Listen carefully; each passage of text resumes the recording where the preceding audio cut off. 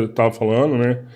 No Brasil a gente tem um problema, porque o investimento geralmente é só naquilo que está visível, né? Ó, realmente eu estou enxergando o resultado, então eu vou colocar dinheiro, né? E sendo que o resultado negativo também é tão importante quanto, né?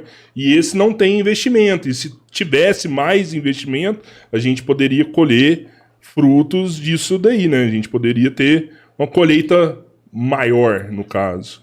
O grande problema, né, a gente escuta falando assim, por exemplo, a parceria privada, a empresa privada com a universidade pública, né? Isso é muito interessante, inclusive tem acontecido bastante, mas aí entra muito no que a gente chama de pesquisa aplicada e pesquisa básica. Para ficar mais fácil de entender, imagina assim, eu quero desenvolver um medicamento para a doença de Alzheimer. Isso é uma pesquisa aplicada. Mas tem como você desenvolver um medicamento para a doença de Alzheimer se você não compreender como funciona o cérebro? Não. Isso é pesquisa básica. Então, uma depende da outra. E aí a gente tem esse problema que, assim, é muito relevante a parceria, né, a empresa privada com a universidade pública, com as instituições de pesquisa pública, só que, quando a gente fala da iniciativa privada, o interesse dela é produto. Lucro. E não estou falando que está errado.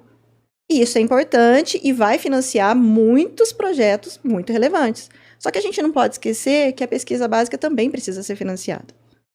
E aí, de onde que vem esse financiamento da pesquisa básica? Se a gente vai ver em outros lugares do mundo, né? E aqui também acontece, só que não da forma que a gente gostaria.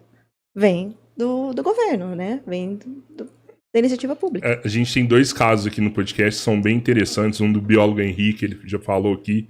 Por exemplo, o Instituto Vital Brasil, né, que desenvolveu o soro antiofídico, né, que se dependesse da indústria farmacêutica, provavelmente não ia acontecer, né, porque poucas pessoas sofrem picada de cobra, né, um para cada região. Então, assim, graças à pesquisa do Estado, o Estado presente nesse momento financiando, a gente resolve esse problema.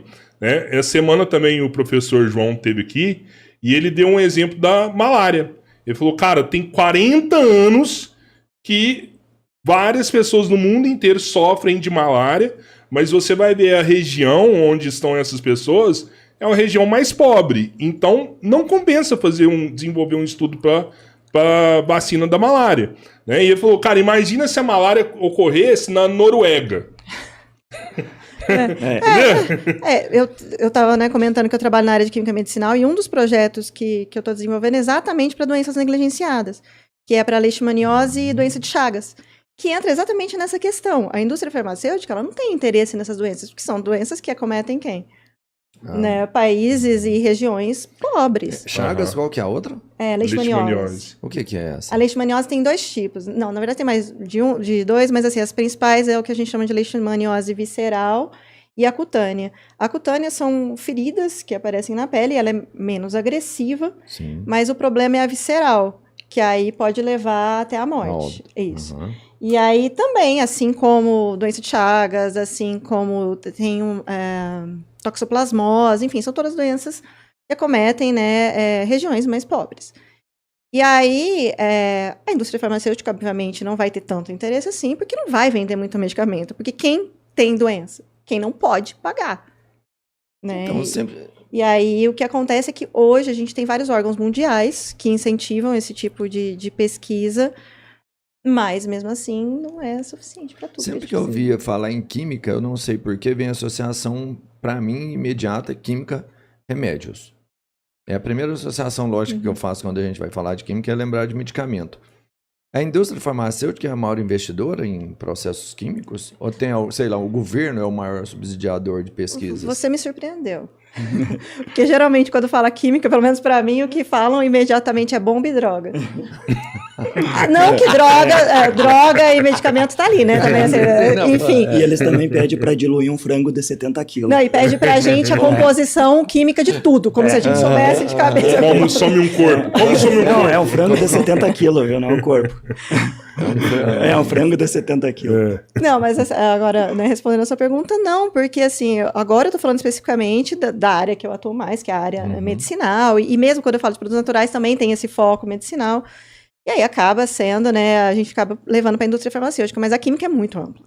É extremamente ampla. Então, Sim. só aqui na UF, por exemplo, a gente tem projetos na área de química medicinal, a gente tem projetos na área de perícia, a gente tem na área de química ambiental, química teórica. Então, é muito, muito, muito amplo. Então, para falar assim, qual é o principal responsável por financiar, não tem como. Mas hoje, no Brasil, o principal são os órgãos federais, né, as agências de fomento federal e também estaduais. Então, por exemplo, CAPES, CNPq, aqui em Minas, a FAPEMIG, em São Paulo, a FAPESP.